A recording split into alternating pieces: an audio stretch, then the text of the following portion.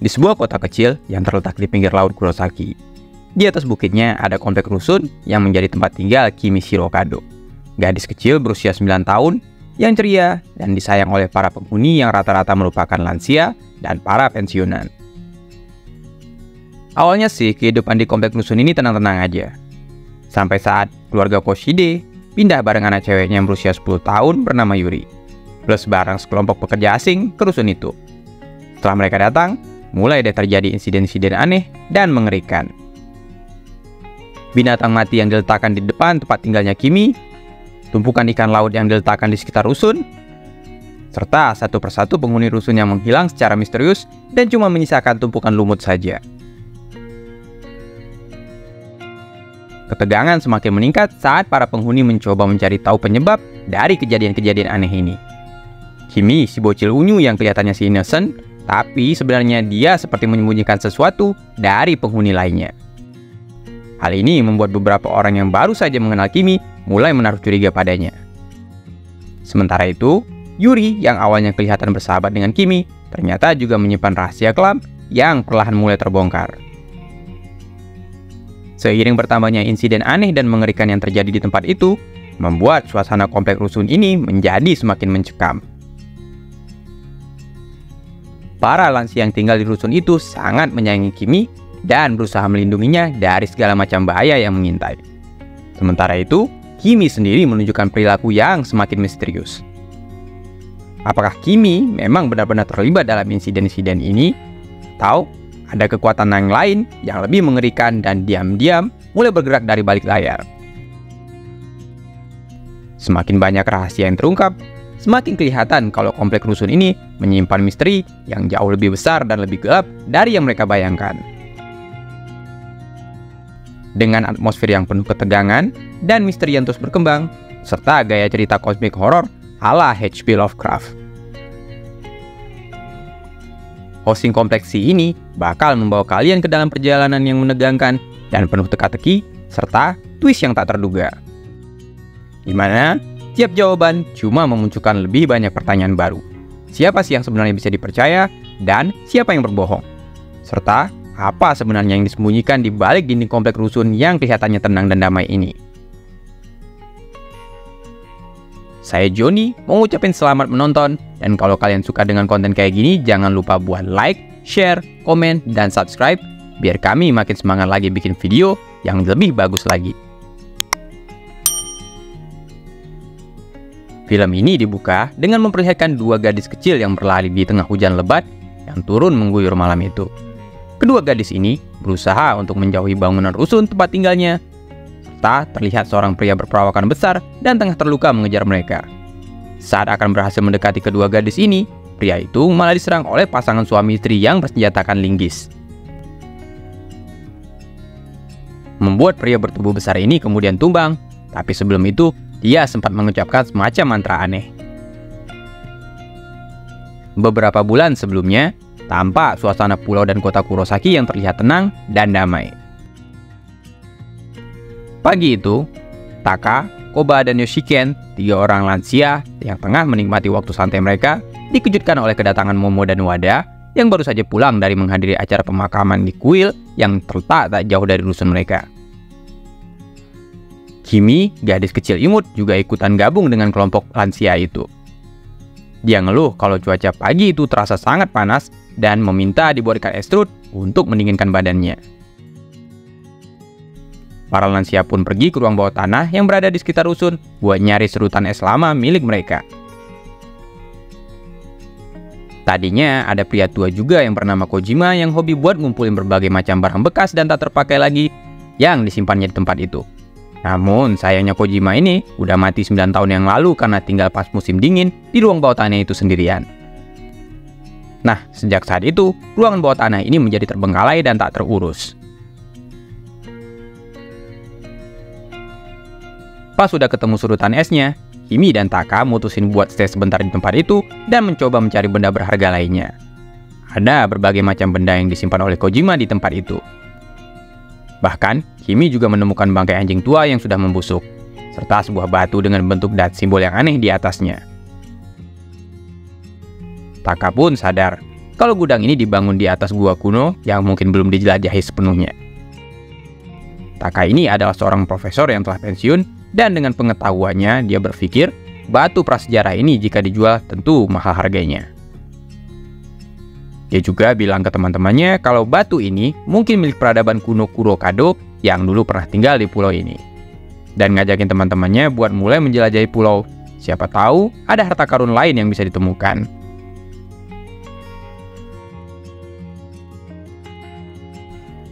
Seiichi, Keiko, dan putri mereka yang berusia 10 tahun yaitu Yuri Koshide berkeliling rusun dan memperkenalkan diri kepada penghuni lainnya. Mereka ini dipekerjakan oleh perusahaan penangkapan ikan sebagai penghubung dan yang mengurus pekerja migran yang akan ditempatkan di rusun tersebut. Yuri dan Keiko bertemu dengan Momo, wanita parubaya yang tinggal di rusun itu bersama putranya Hideo yang merupakan seorang hikikomori dan mengurung diri serta hampir tak pernah kelihatan keluar dari kamarnya.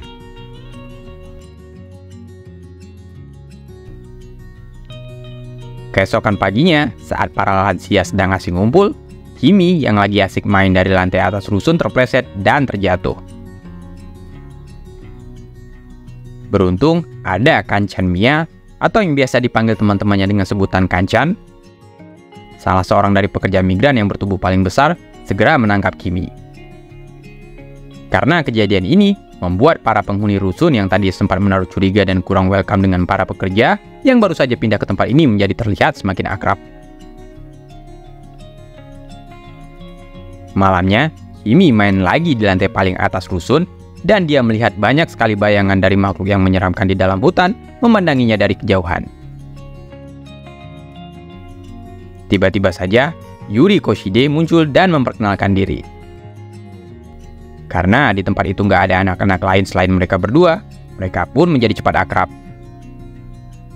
Kimi pun memamerkan ruang bawah tanah yang baru saja ditemukannya bersama Taka kepada Yuri.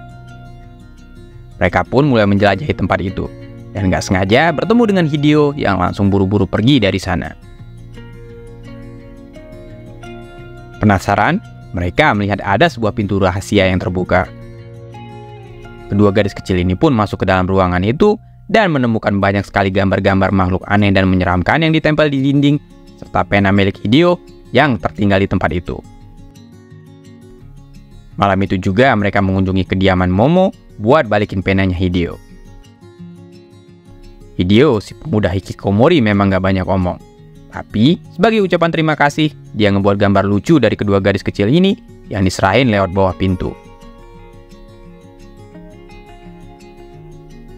Besok paginya, Taka dan Koba menemukan ada banyak sekali tumpukan ikan mati yang diletakkan di lapangan di dekat rusun mereka. Serta Wada, si pengelola rusun yang berisik tegang dengan kelompok imigran karena merasa terganggu dengan kegiatan harian dari kelompok itu. Untuk menenangkan suasana, Kimi mengunjungi Momo lagi pagi itu dan menanyakan persiapan membuat acara makan es serut bareng di taman rusun yang akan dilaksanakan hari Minggu nanti. Namun sayangnya, nggak cuma Momo yang menghilang, tapi Hideo juga tak bisa ditemukan. Serta di kamarnya terlihat tumpukan lumut yang membentuk sosok tubuh seorang pria gempal. Kimi mengajak Wada, Taka, dan para lansia lainnya buat mengunjungi kediaman Momo dan Hideo yang tiba-tiba menghilang. Mereka berusaha mencari di sekitar rusun dan mencoba buat lapor polisi, tapi hasilnya nihil. Momo dan Hideo tak bisa ditemukan. Dan yang bikin rasa penasaran para lansia ini makin bertambah adalah tumpukan lumut yang berada di kamarnya Hideo. Memang nggak ada penjelasan logis untuk semua hal aneh ini. Dan beredar rumor di antara para lansia penghuni rusun kalau salah seorang dari imigran peserta magang yang menculik kedua orang ini. Acara makan es serut bareng di hari Minggu ini pun terpaksa diundur. Keiko Koshide yang mencoba buat menenangkan para lansia yang ada di rusun itu pun terlihat semakin bingung jadinya. Kimi pun mendatangi kediaman Keiko dan Yuri buat minta tolong dibantuin mempersiapkan acara makan es serut bareng yang akan diselenggarakan minggu depan. Keiko dan Yuri tentu saja menyetujui permintaan Kimi ini, Bahkan, Keiko dipercaya buat menyediakan balok es yang bakalan dipakai buat jadi bahan esrut nanti. Tujuan Kimi sih tetap sama. Dia pengen mendamaikan suasana di rusun yang sempat ricuh dan membuat para lansia dan kelompok imigran yang baru saja pindah ke rusun itu bisa menjadi semakin akrab. Selain itu, hitung-hitung sebagai acara sambutan juga buat menyambut kedatangan kelompok pekerja imigran ini di komunitas rusun Kurosaki. Pagi itu, Kimi dan Yuri yang lagi main di taman bareng Taka bertemu dengan Rubel, pemimpin dari kelompok pekerja migran.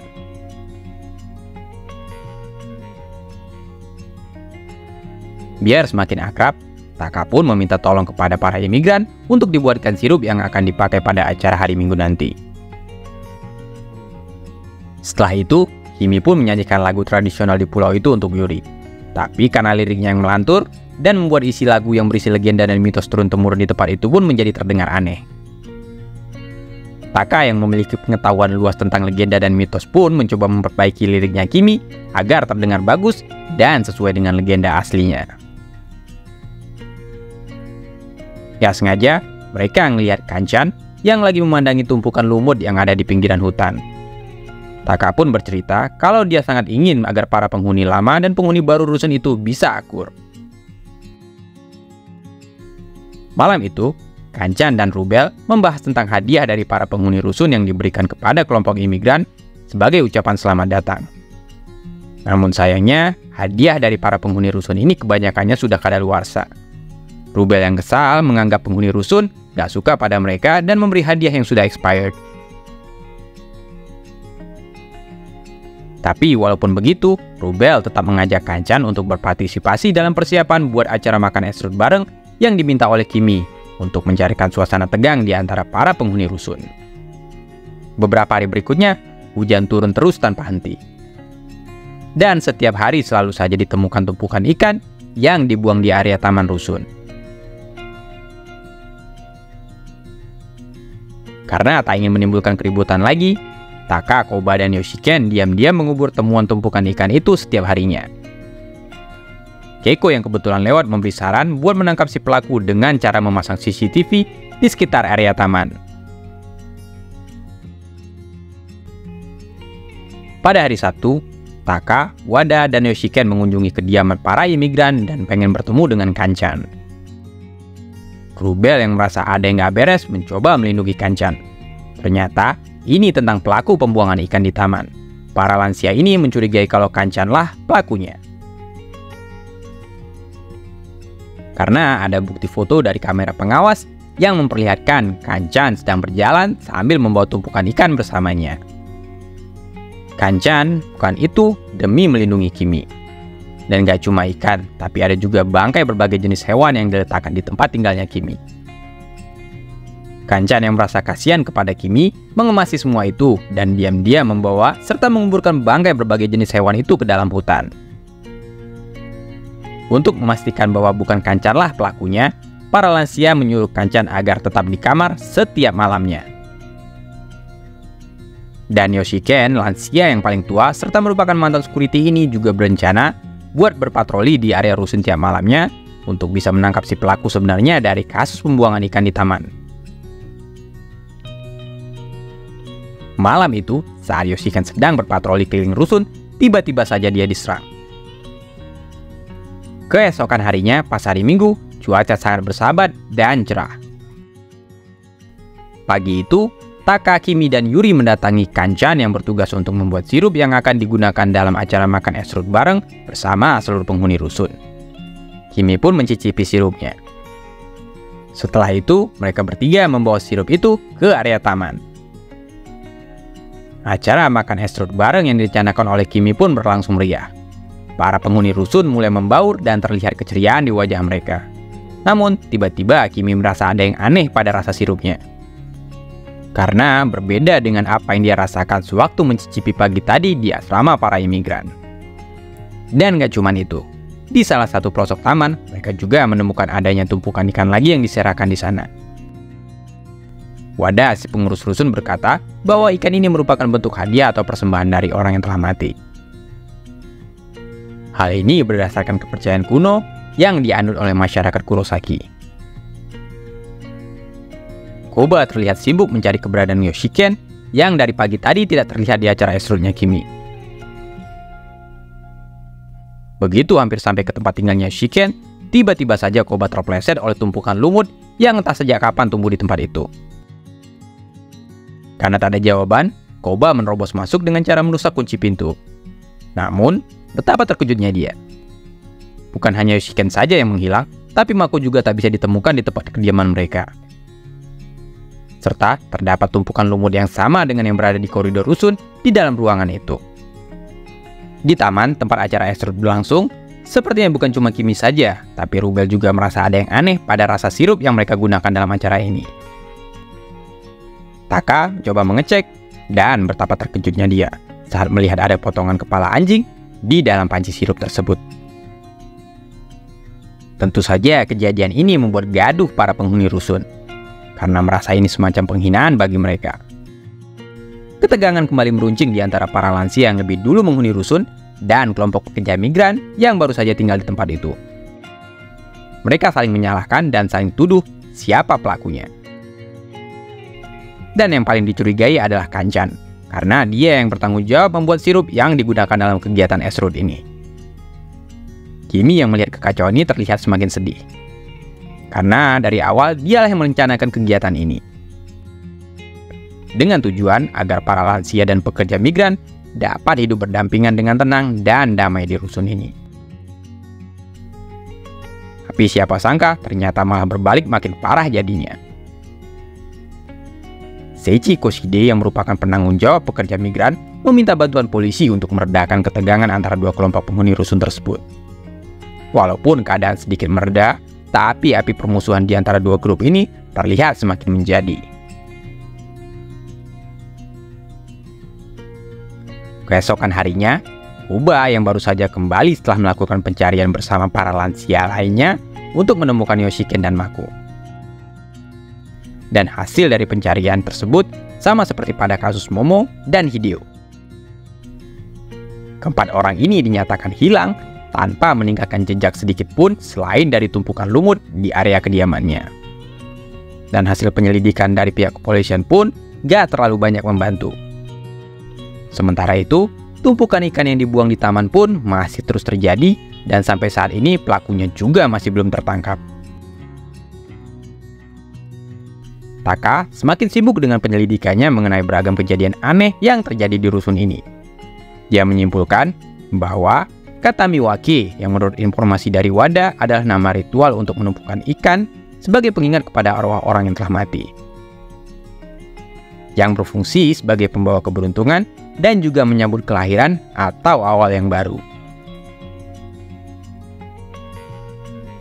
Ritual Katamiwake ini mirip dengan penemuan tumpukan ikan di taman yang sepertinya dilakukan tanpa menargetkan siapapun. Berbeda dengan pembuangan bangkai hewan di depan kediamannya Kimi yang memang ditujukan kepada gadis malang tersebut. Dan juga memang ada orang yang sengaja ingin merusak acara makan esrut bersama yang telah jauh hari direncanakan olehnya. Tapi, siapakah orang yang tega melakukan itu kepada Kimi? Teka-teki ini masih belum bisa menemukan titik terangnya. Dan pertikaian antara para lansia dan kelompok pekerja imigran pun semakin membesar. Yuri yang melihat hal ini mengunjungi Kimi dan berencana untuk memecahkan masalah ini berdua. Kedua gadis kecil ini mencoba menyelidiki dan mencari solusi untuk memecahkan misteri yang ada di rusun C ini. Mereka berkeliling rusun dan menanyai tiap penghuninya. Tapi sama saja, hasilnya pun nihil. Tak ada satu petunjuk pun yang bisa menjelaskan mengenai beragam kejadian yang aneh yang terjadi di tempat ini. Malamnya, pas mau balik, Kimi menemukan banyak bekas darah di depan tempat tinggalnya. Dan di bagian bawah rusun, terlihat beberapa orang yang sedang mengeroyok Kanchan yang dituduh sebagai pelaku pembuangan bangkai hewan di depan kediaman Kimi tersebut. Serta nggak cuma itu, tapi ada teman-temannya sesama pekerja migran pun malah ikut nuduh Kanchan sebagai pelakunya. Tapi Kimi yang tahu kenyataan sebenarnya malah ngebelain Kanchan. Dari awal, Kimi tahu kalau Kanchan lah yang diam-diam melindunginya dan membersihkan setiap bangkai hewan yang diletakkan di depan tempat tinggalnya itu. Dan karena takut kehilangan pekerjaannya serta diusir dari tempat itu, Kanchan ini pun malah diam dan menanggung sendiri semua tuduhan yang diarahkan padanya. Tentu saja Rubel kesal dan marah pada mereka semua. Karena sudah bosan dengan semua masalah yang ada di Rusun C ini, malamnya Rubel pergi diam-diam. Hanya Kanchan dan Taka saja yang mengetahui kepergian Rubel ini. Sebuah pelangi yang melintas di atas Rusun C malam itu mengiringi kepergian Rubel. Besok paginya, Kimi duduk di taman ditemani oleh Yuri dan Kanchan. Mereka bercerita hingga senja. Namun anehnya, Taka yang biasanya juga suka nongkrong di tempat itu malah nggak kelihatan dari pagi. Kimi, Yuri, dan Kanchan pun mengunjungi kediaman Taka, tapi sepertinya Taka nggak ada di rumah. Karena merasa ada yang nggak beres, Kimi mencoba mencari Taka di ruangan bawah tanah, melewati ruangan tempat lukisan horor Hideo ditempel. Ternyata ada satu ruangan rahasia lagi di tempat ini yang bisa diakses dengan menggunakan batu yang dulu pernah ditemukan oleh Taka. Di dalam ruangan rahasia itu sekilas terlihat Taka yang tengah tergantung. Tapi begitu Yuri sampai ke ruangan sempit itu, mayat Taka sudah menghilang dan berganti dengan tumpukan lumut di bawahnya. Kimi yang sepertinya mengetahui sesuatu tentang hal ini terlihat menangis. Di dalam tempat tersembunyi itu, terdapat lukisan kuno dan relief dari peradaban manusia ikan yang dulunya menyembah roh gaib Kuzulu dari laut yang telah mati. Serta perjalanan para manusia ikan itu untuk hidup di daratan hingga terjadi peperangan dengan para manusia yang ada di tempat ini. Sedikit demi sedikit, rahasia kuno yang menutupi wilayah Kurosaki ini pun mulai terungkap. Tapi siapakah sosok Kimi, si gadis kecil imut dan ceria ini sebenarnya? Setelah selesai mempelajari lukisan relief yang ada di dinding gua tersembunyi tersebut, Kimi kemudian mengajak Yuri dan Kanchan untuk pergi dari tempat itu. Dan di rumahnya diperlihatkan sosok aneh yang selama ini dipanggil oleh Kimi dengan sebutan ibu. Semacam embrio makhluk hidup yang disimpan di dalam sebuah wadah kaca berbentuk pot bunga. Malam itu, hujan turun dengan sangat deras. Kimi mengunjungi Koba dan menyerahkan buku milik Taka yang berisi catatan semua penyelidikan yang dilakukan oleh Taka selama ini. Dan selanjutnya, Kimi juga mampir ke tempat Kanchan dan menyerahkan catatan kecil yang disertai dengan batu kuno yang dulunya ditemukan oleh Taka. Koba membaca perlahan buku catatan milik Taka itu. Satu persatu, lembar halaman buku yang penuh dengan coretan itu dipelajarinya. Dan ternyata berisi banyak sekali jawaban untuk berbagai misteri yang terjadi di Rusun C dan kota Kurosaki ini. Taka adalah orang yang mengoyak gambar monster dari makhluk aneh yang ditinggalkan oleh Hideo di ruangan bawah tanah itu. Karena menurutnya, ini semacam penghinaan kepada makhluk kuno yang berada di Kurosaki. Dan diceritakan juga di dalam catatan itu tentang legenda dewa kuno yang dulunya dipercaya oleh para manusia ikan yang berasal dari laut. Mereka menyebut sosok roh dewa kuno ini dengan sebutan Kuzululu. Namun, Kuzululu ini mati, membuat para manusia ikan pun pergi ke daratan untuk meminta bantuan serta memberi pengorbanan kepada makhluk kuno yang berdiam di daerah Kurosaki, guna menghidupkan kembali Kuzululu. Persembahan inilah yang kemudian disebut dengan kata Miwake, yang dulunya dilakukan oleh para manusia ikan dengan cara mengorbankan nyawa mereka. Namun kini diganti dengan menggunakan tumpukan ikan dari laut yang mereka letakkan di sekitar area taman Rusun Kurosaki. Makhluk kuno ini dipercaya oleh para manusia ikan memiliki kekuatan untuk memanipulasi ruang dan waktu, dan bisa membawa serta menghidupkan kembali dewa mereka, yaitu Kuzululu. Kurokado atau gerbang hitam yang mereka percaya sebagai tanda tempat suci bukanlah terletak di kuil yang berada di puncak gunung Kurosaki, tetapi tempat suci itu adalah area Rusun C itu sendiri yang berada di kaki gunungnya. Makanya para manusia ikan datang dan selalu memberikan persembahan kata Miwake kepada makhluk kuno di taman Rusun itu. Tapi yang mengejutkan lagi, ternyata aslinya tempat itu bernama Shirokado alias gerbang putih. Kenapa jadinya Kurokado atau gerbang hitam? Mungkin karena makhluk kuno yang berada di Kurosaki ini tidak menerima ritual pengorbanan yang dilakukan oleh para manusia ikan. Makhluk kuno yang berdiam di Kurosaki ini bernama Ioyoloki Soyohosu dan memiliki kemampuan untuk memanipulasi ruang dan waktu. Dia pun memutuskan untuk hidup tenang dan damai di kaki gunung Kurosaki ini. Tapi sebagian dari para pengikut Kuzululu yang kini telah membaur dan hidup di tengah-tengah manusia tidak bisa menerima kenyataan ini. Mereka datang ke Kurosaki dan mulai mengacaukan tempat yang sudah dibangun oleh Ioyoloki Soyohosu ini dengan cara melakukan pembunuhan dan menyerahkan berbagai bangkai hewan di sekitarnya. Inilah yang menyebabkan satu persatu penghuni dari Rusun C ini menghilang karena dilenyapkan oleh kelompok penyembah Kuzululu ini. Ioyoloki yang merasa kasihan terhadap para korban merubah jasad mereka menjadi lumut sebagai bentuk hadiah keabadian darinya serta mengurangi kepanikan yang akan terjadi di Rusun C. Taka juga menyadari kalau daerah Kurosaki dan penduduknya hidup di dalam waktu yang terhenti dan terus looping setiap tahunnya. Para penduduk di tempat ini taunya kalau mereka hidup di tahun 2000. Sementara itu di dunia luar, waktu masih terus berjalan dan sudah sampai ke tahun 2021. Dan gak cuman itu, tapi menurut Taka, Kimi adalah jelmaan dari Ioyoloki yang mencoba untuk hidup tenang dan damai di kota ini bersama dengan para manusia. Dan dengan kekuatannya tak hanya bisa memanipulasi ruang dan waktu saja, tapi juga ingatan dan perasaan orang lain terhadapnya. Inilah yang menyebabkan tanpa sadar para penduduk di kota Kurosaki dan lansia di Rusun C ini begitu menyayangi dan selalu melindungi Kimi. Tapi sejak kedatangan keluarga pembunuh yang merupakan penyembah Kuzululu membuat kedamaian di tempat ini menjadi terusik. Tujuan para penjahat ini tak lain adalah mengorbankan Kimi yang merupakan jelmaan dari Ioyoloki serta para penduduk Kurosaki agar bisa menghidupkan kembali Kuzululu, dewa yang mereka sembah. Setelah selesai membaca catatan milik Taka pun, Koba bergegas berlari menuju tempat tinggalnya Kimi untuk melindunginya dari incaran para pembunuh. Namun, saat baru saja sampai di depan pintu kediaman Kimi, Koba diserang secara tiba-tiba oleh Seichi Koshide, ayah dari Yuri.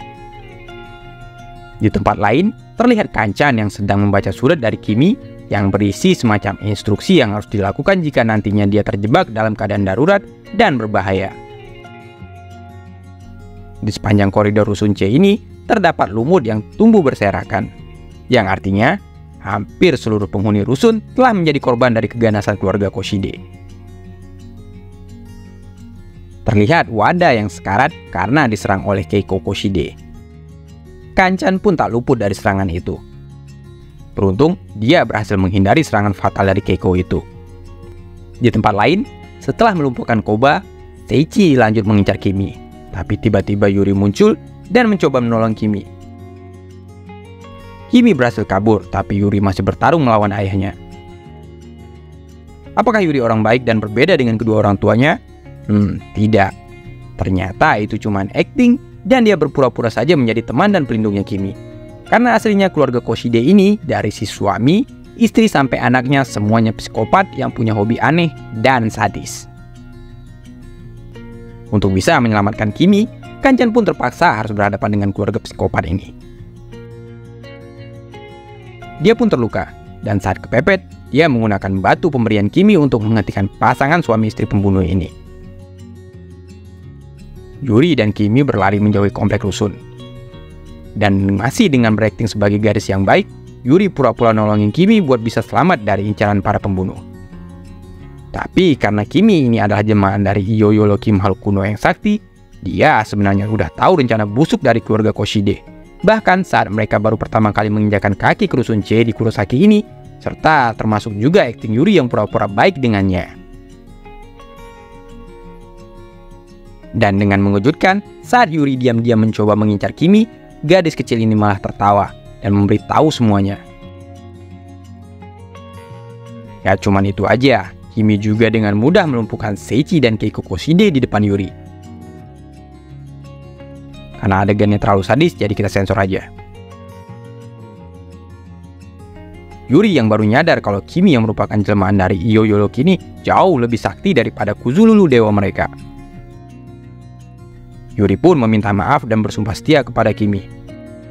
Tapi Kimi yang dari awal cuma pengen hidup tenang dan damai di tempat itu, sambil mempelajari manusia dan kehidupan mereka pun menjadi kesal. Walaupun awalnya merasa terganggu dengan kejahatan yang dilakukan oleh keluarga Koshide di Rusun C ini, tapi Kimi tetap bersabar karena dia pengen tahu sebenarnya apa sih yang menjadi tujuan utama dari keluarga Koshide ini. Sampai akhirnya, ternyata tujuan keluarga ini bukanlah sesuatu yang penting bagi Kimi. Karena tujuan utama keluarga Koshide ini adalah buat ngidupin Kuzululu dewa kuno, tapi bagi Kimi yang merupakan jelmaan Yoyoloki, Kuzululu itu cuma dewa sampah yang berada di bawahnya. Makanya, dari awal saat manusia ikan ngasih persembahan Katamiwake dengan mengorbankan diri mereka kepada Yoyoloki agar mau menghidupkan Kuzululu lagi, Yoyoloki atau Kimi nggak peduli pada persembahan itu. Kuzululu nggak berarti sedikit pun di mata Kimi, yang merupakan makhluk kuno yang sudah berusia lebih dari 20.000 tahun dan datang dari luar angkasa. Dia datang ke bumi untuk mempelajari dan membantu manusia. Tapi ternyata nggak peduli dimanapun atau di era apapun, kebanyakan dari manusia ini menurut Kimi merupakan makhluk egois dan jahat yang tak pantas untuk dibantu. Makanya dia bikin tes terakhir di kota Kurosaki ini yang terus di looping tiap tahunnya sampai 20 kali. Tadinya karena melihat manusia yang hidup damai dan tenang di Kurosaki, serta para lansia di Rusun C yang baik hati membuat Kimi berpikir bahwa tes terakhir ini berhasil. Tapi kemudian, datanglah keluarga Koshide yang merupakan pengikut Kuzululu merusak semua rencana Kimi. Setelah melihat keadaan di tempat ini menjadi sangat kacau, dan juga karena bosan dengan semua tingkah laku manusia, Kimi pun melenyapkan Yuri beserta semua yang ada di Kurosaki. Satu-satunya yang selamat hanyalah Kanchan yang dibantu oleh Kimi agar bisa keluar dari loop itu. Begitu keluar dari loop dan kembali ke masa kini, Kanchan melihat nama kota Kurosaki yang kini telah berubah menjadi Shirosaki, serta Rusun C beserta desa di bawahnya yang telah musnah karena ditelan tsunami. Dari atas puing-puing Rusun C, terlihat Kimi yang kini berambut putih berdiri sambil meniup gelembung sabunnya. Dan cerita ini pun selesai. Oke, sekali lagi kita mengucapkan terima kasih buat kalian yang udah nonton video ini sampai akhir. Dan sampai jumpa di video selanjutnya. Bye.